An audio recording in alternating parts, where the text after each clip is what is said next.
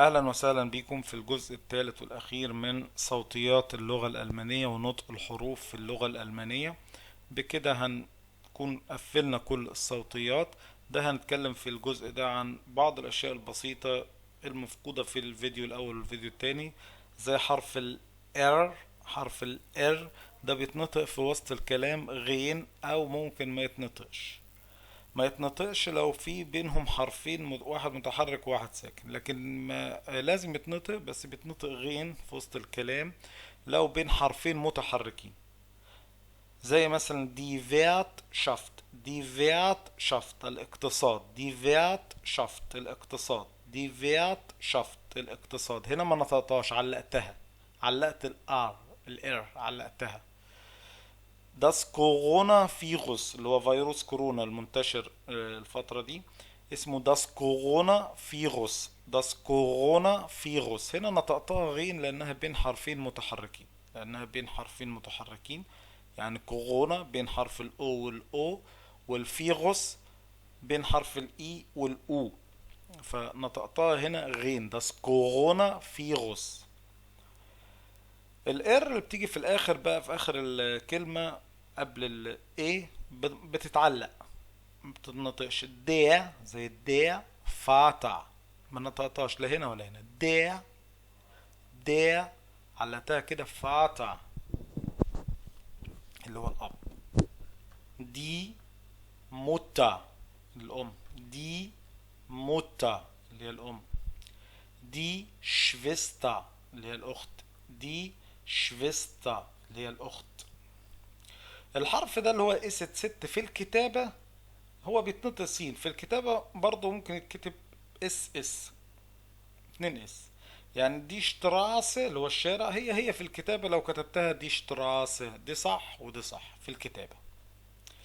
في اللغة الألمانية في الحروف المتحركة اللي اسمها دي فوكالة، دي فوكالة اللي هي اللغة الألمانية، اللي هي الحروف المتحركة في اللغة الألمانية. أ ده الحرف الجروس اللي هو الكابيتال يعني الكبير، وده الحرف الكلاين اللي هو السمول الحرف الصغير بتاعه. A E O U.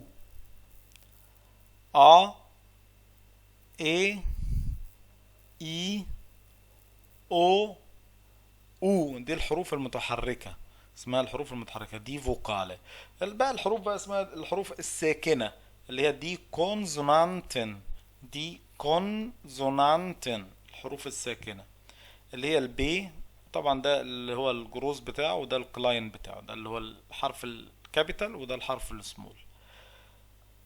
تي دي اف جي ها يوت كا ال ام ان بي كيو ار اس تي فاو في اكس يبسلون ست، وكمان اس ست.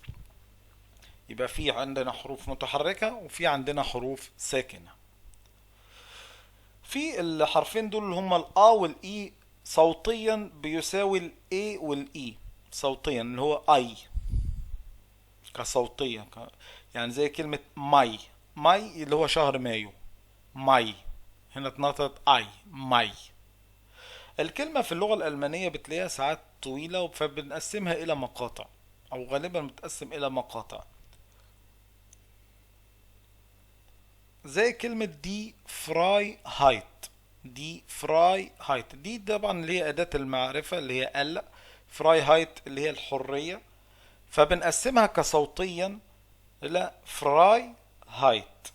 ما بكتبهاش كده، بتتكتب كده واحدة كلمة واحدة، لكن كصوتيا عشان تسهل عليا نطقها بقسمها أنا لما بشوفها كده. يبقى ده مقطع فراي، وهايت ده مقطع فراي هايت. زي كلمة كبيرة زي كده دي منش ليش كايت الإنسانية، دي منش ليش كايت، دي منش ليش كايت الإنسانية. بس أقسمها كده منش ليش كايت، دي منش ليه كايت الإنسانية.